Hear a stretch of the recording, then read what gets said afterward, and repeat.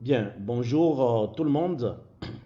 Alors, dans cette vidéo, nous allons donc apprendre une seconde méthode pour résoudre un système d'équations. Nous avons déjà vu dans une première méthode la méthode par substitution.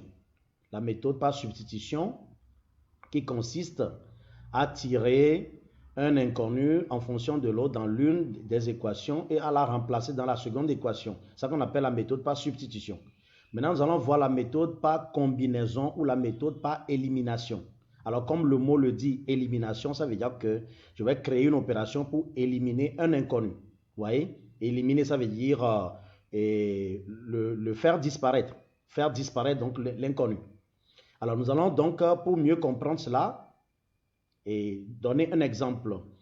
Nous avons deux points, A et B, A de coordonnées 2 moins 1 et B de coordonnées 3 moins 4, qui appartiennent, donc les deux points appartiennent à cette droite D. Alors, on nous demande donc de déterminer l'équation de la droite D. Voilà. Or, vous savez qu'une droite, généralement, a pour équation y égale à mx plus p. D'accord? Alors, il est question maintenant pour nous de déterminer M et de déterminer P en écrivant un système d'équations que nous connaissons très bien déjà. Alors, comment je vais écrire le système d'équations? Nous l'avons déjà appris. Alors, si le point A appartient à cette droite, ça veut dire que je peux écrire que moins 1 est égal à 2M plus P. Si le point B appartient à cette droite, ça veut dire que je peux écrire que moins 4 est égal à 3M plus P. Là, je viens d'écrire le système d'équations. Alors, pourquoi système? Parce que là, j'ai un ensemble de deux équations que je relie par ce symbole qu'on appelle accolade. Vous voyez? Voilà, c'est ça qu'on appelle un système d'équations. Nous savons le faire déjà. Alors, la méthode d'élimination et la méthode par substitution ont les deux, donc, un aspect commun de créer d'abord, d'écrire le système d'équations. Donc, nous devons l'écrire, que ce soit la méthode par élimination ou la méthode par substitution, nous devons d'abord écrire le système d'équations. Maintenant, la différence réside au niveau de la résolution. Alors, pour la méthode par élimination, il s'agit donc de créer une opération. Moi-même, je vais le créer. Créer donc une opération qui va me permettre d'éliminer un inconnu des deux. Alors ici, je choisis à éliminer P.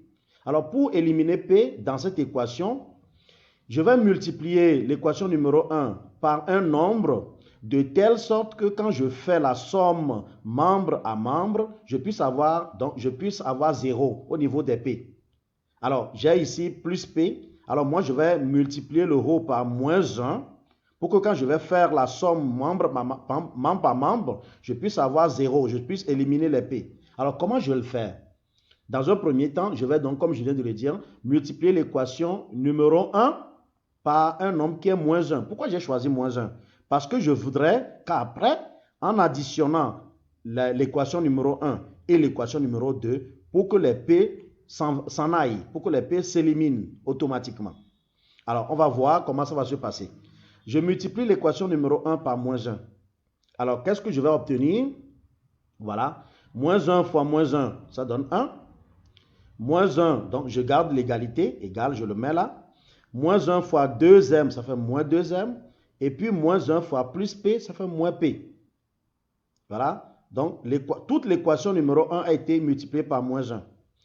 Je ne vais pas toucher à l'équation numéro 2. Donc, je vais mettre moins 4 est égal à 3m plus P. Je ne touche pas. Alors, je vais faire la somme de ces deux équations. Alors, qu'est-ce que j'appelle somme membre à membre? Ça veut dire que je ferai la somme du premier membre et la somme du deuxième membre aussi à part. Alors, la somme du premier membre, c'est 1 plus moins 4. Vous voyez? J'aurai 1 plus moins 4. Et la somme du deuxième membre, c'est moins 2 moins P plus 3m plus P. Vous voyez? Alors, quand vous regardez déjà là, on peut déjà éliminer, voilà, plus P moins P. Ça s'en va. C'est ça qu'on appelle élimination. Là, je viens d'éliminer les P dans cette méthode-là. Il va me rester que M. Vous voyez maintenant? Alors, ça c'est simple maintenant. Là, je fais 1 moins 4 égale à moins 2M plus 3M qui me donne M. Donc, ça veut dire que M est égal à moins 3. Vous voyez? Alors, le reste maintenant, c'est identique à la méthode qu'on a apprise avant, c'est-à-dire la méthode par substitution. Quand je trouve la valeur de M, je le remplace dans l'une des deux équations pour chercher P. Ça, on connaît déjà. Alors, dans 2, par exemple, je vais remplacer la valeur de m, c'est-à-dire j'ai moins 4 égale à 3 fois moins 3 plus p. Ouais. Alors, moins 4, ça fait moins 9 plus p. Alors, moins 4, ça fait moins 4 plus 9 donne p. Alors, ça montre que p, ici, va me donner donc 5. Je connais m, je connais p. Ça veut dire que je peux déterminer l'équation de ma droite d. Donc, a pour équation y égale à quoi? Moins 3x plus 5. Voilà donc cette méthode qu'on appelle méthode par élimination, qui est une méthode très intéressante. Vous voyez? Alors, vous êtes libre d'éliminer m ou p. Alors, moi, je viens de vous montrer comment on peut éliminer p dans cette équation. Alors, ça, c'est un choix. Alors, supposons qu'un élève choisit d'éliminer m au lieu d'éliminer p. Qu'est-ce que ça va donner? On va regarder ça. Voilà, toujours le même exemple. Voilà. Cette fois-ci, je ne vais plus répéter la même chose, comment on crée le système, on sait le faire déjà. Cette fois-ci, j'ai décidé, peut-être un autre élève décide d'éliminer m.